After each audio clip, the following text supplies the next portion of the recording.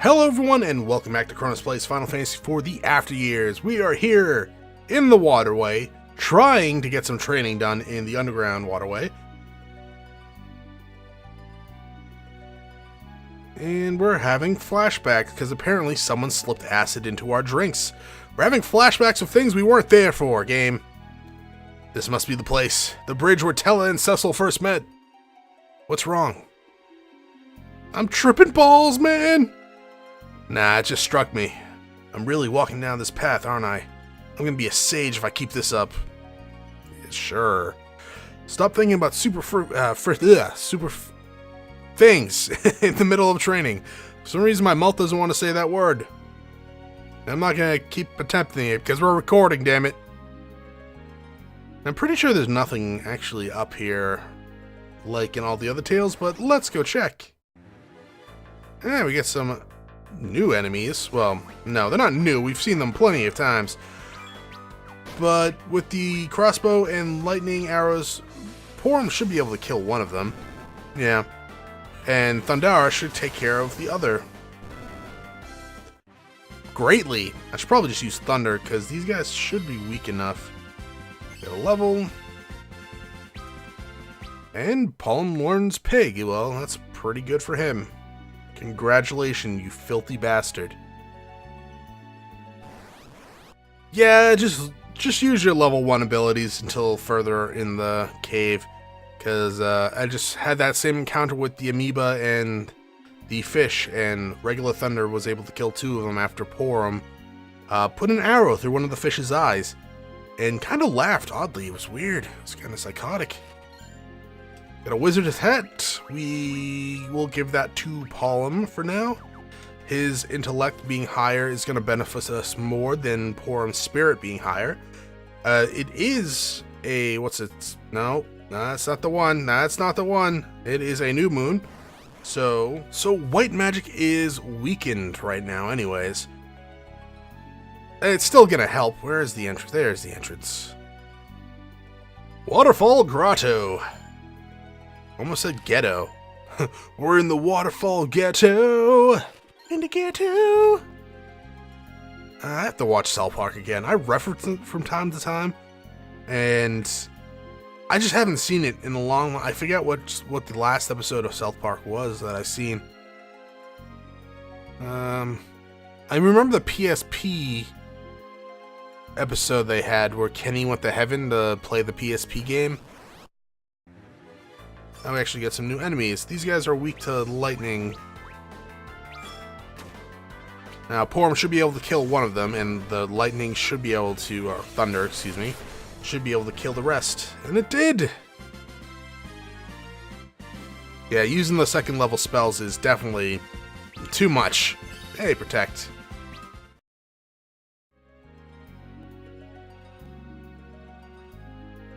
Yeah, I think it was a PSP. It was some sort of handheld device.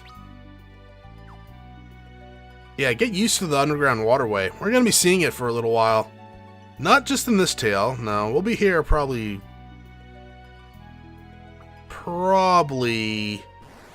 2 probably 2 episodes, give or take. But it comes into play next tale as well. Because, you know, originality. It's not a guaranteed thing. So I understand, god damn it, I understand why some people don't fully get the After Years, because it was released as a mobile game on cell phones in Japan, and then episodically on the Wii console from the Virtual Console, and that worked for it then. Why did it work for it then?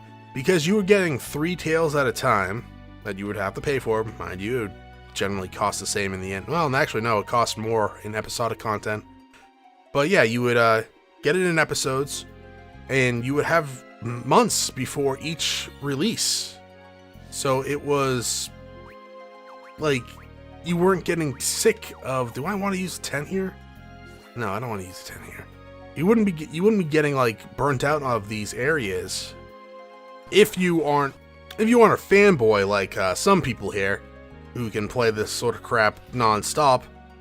Gaia gear, we'll give that one to Porom. Why? Because she's the white mage. And as we all know, you don't fuck with the white mage. You keep them alive and happy, and they will keep you alive and happy. Or so I'm told. I mean, my healers usually die. What was I going on about? Yeah, the episodic content for after years. So yeah, I get why some people aren't a fan. And we got a new enemy. You think lightning can just kill these guys? I think so. We'll just try it. Yeah. In the past, it was 3 episodes, and then you would have a few months break before the other ones would show up. So even if you did, like, 2 tales that covered similar areas, you weren't really burnt out about it. But if you play them all at once, like on the PSP and the PC version, then you run a risk, unless you're a fanboy, to get kind of tired of it. Which I don't think is right, because it's an awesome game, and you should not get tired of it. Damn it. Yeah, I'm a little bit of the Final Fantasy IV fanboy. I try not to be fanboyish about a lot of things, and even when I am, I can keep it in line. Like, I'm not blind fanboy. I won't tell you that a certain game's the best game ever, when it's obviously not. Like, I love Final Fantasy IV. Well, we get some new enemies. And we were ambushed! Yeah, I love Final Fantasy IV. The original is plagued with bugs. And the original American version is just awfully translated. It's still a really good game, IMO.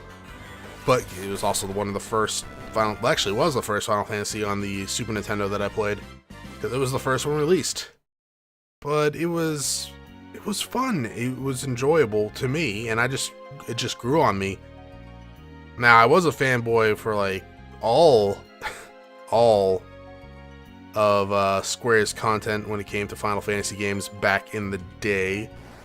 Not so much anymore. I'm not sure if it's just me getting older, or they just don't like the way that they handle their characters. It's usually the characters that I don't like in the story. Usually the characters and story. Mostly story. That I end up not liking the later Final Fantasy games. I don't know, they just don't click with me anymore. But the older ones do. I don't know if it's nostalgia, or if I... Oh, new enemy. He's gonna be weak to Blizzard. I think we should be able to kill everything with a 1 Blizzard spell. Yeah, okay. It probably wouldn't happen if we had all 3 of them alive. I should probably heal up, though. That's not the button. Why do I keep doing that? I actually had gotten over that habit of accidentally pressing the wrong button to open up a menu, but now it's coming back, damn it. But yeah, I don't know what's... Well, I know it's changed. It's the storytelling and character development that's changed in the Final Fantasy games. That's why I don't like them, but... I don't know if it's my tastes. A new enemy. Actually, 1 minute. Is that the...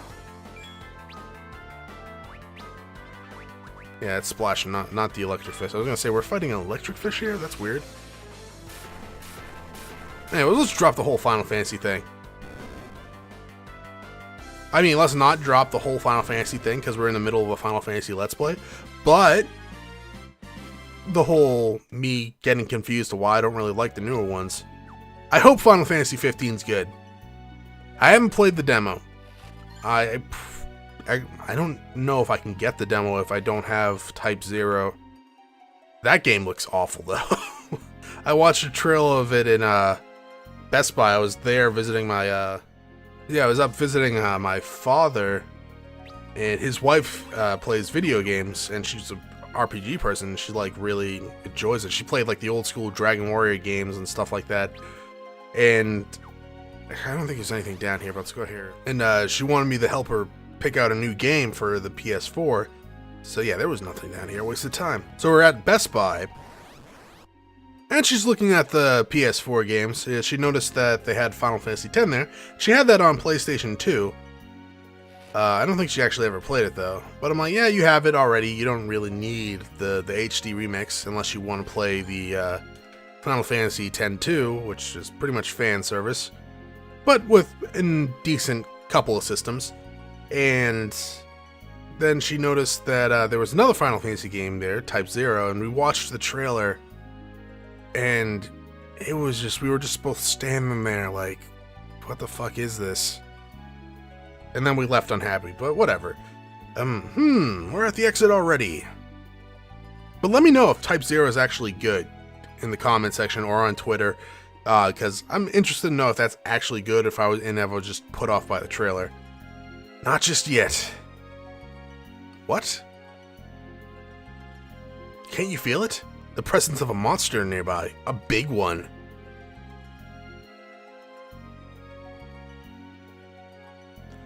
Oh, yes, now that you mention it. Things are gonna get serious. Yeah, I'd better get some rest once we get back above ground. Get that right.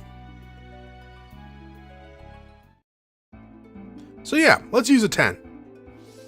We were actually able to get a few of those in random encounters, so I guess I could have used one earlier on, but we didn't really need to. It is Waxing Moon, though. What is God damn it. Waxing Moon is White Mage, Black Magic diminished. I think we can try that. Yeah, we can try that.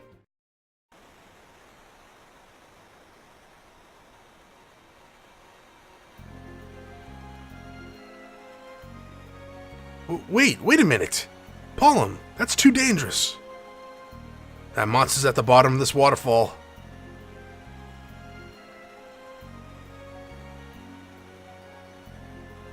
Porom being the smart one, isn't there any other path? Yeah, there is, actually. Spoiler, we won't go over that now, though. Doesn't look like it. You scared? No, of course not. Actually, you know what? There might not be a path here right now. That could be something that's later on added. Jump down the waterfall?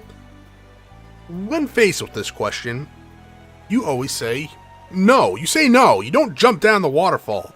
But in this case, you do. Don't ever jump down a waterfall. Unless you...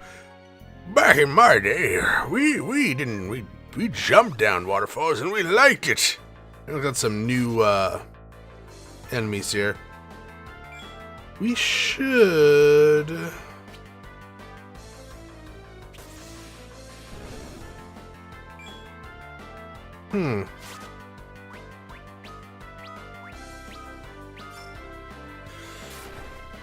Yeah. I'm trying to think, because I don't want to cast magic onto the mini-mage if he is going to survive. I think that Porom should be able to kill him with her arrow. No. No, she was not. Hopefully he drops a silver arm. Ah, damn it.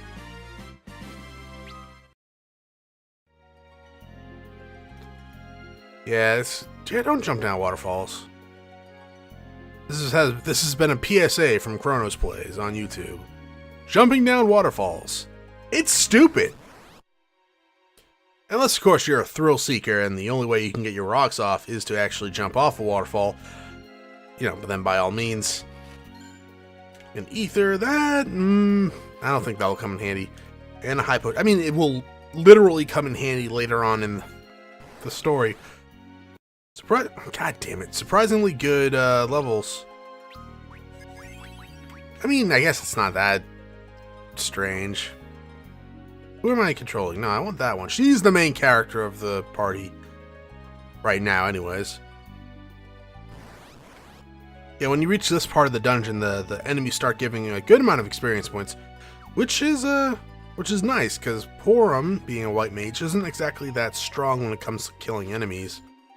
Though she gets the job done when she needs to. I wish they brought back hammers for white mages, you know? Back in Final Fantasy 1, 3, and maybe 5 even. I don't remember. But, yeah, they could equip hammers and actually do some decent damage.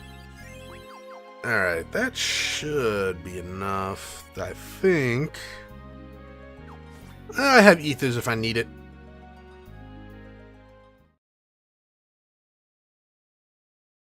Here it goes. My first test on the path to sagehood. I've seen enough Hunter to know where this is going. Don't let your guard down. I know. Alright, Cooler Mammoth. Now, this thing actually absorbs lightning, so don't use lightning. And it is weak to fire. What we're going to want to do, though, is cast slow on the entire goddamn thing as soon as we can. And where is it? Slow! Could I have done that with it? No, don't do that. I mean, I could equip the... Nah, I don't. You know what? Hermes Sandals on Porom, because we're actually going to want him to be very fast. Also saves us a turn, because Porom doesn't need haste. She just needs to not die. Thankfully, she didn't take too much damage from that. Now, getting Protect up is a good idea as well, for the most part. Cast it on the middle. Do I have it? I do have it. Next, we want to cast Silence on everything. Good job. Now, the Cooler Mammoth has about 4,000 health, I believe. This thing is susceptible to silence, so... Well, his tentacles are, I should say. So do that. Now the guy that was casting Blizzard shouldn't cast Blizzard anymore. And we pretty much just gotta worry about healing next, for the most part. Because, yeah, Porom's going to be doing the most of the damage. Porom should be healing duty. If you want to negate some of it, you can cast Protect, but really... You have to cast that multiple times to actually get it to work effectively. So just let Porom do his dirty. Now, you could use Twin Cast. That is viable, sure, because you could get Pyro. But it takes a while to cast, and it costs a lot of MP, especially at this point in the game. So doing it now, it's not really optimal. But he's dead already anyways.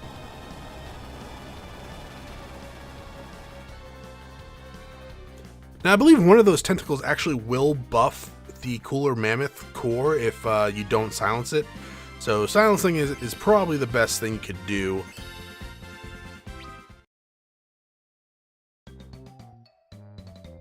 Ha! So much for Sage Training Trial number 1. Thwack. Ouch. What was that for? You had your eyes on that monster from the start, didn't you? ... You knew Tella had problems with it, and you wanted to test your mettle on it for yourself. Yeah, something like that. That's not the same monster we fought before. What now? Is it really the kind of thinking a sage would have, Porom? Of course! Maybe you should think a little more about how to use your magic. Well?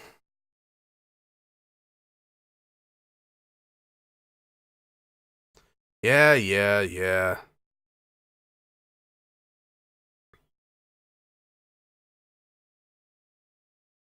Several more years later. But that's going to be it for this episode. Thank you for watching. If you enjoyed the episode, press the like button below. If you're not subscribed yet, why don't you head over to my video section, check out some of my other content, and see if it's to your liking. Once again, thank you for watching, and I hope you all have a great day.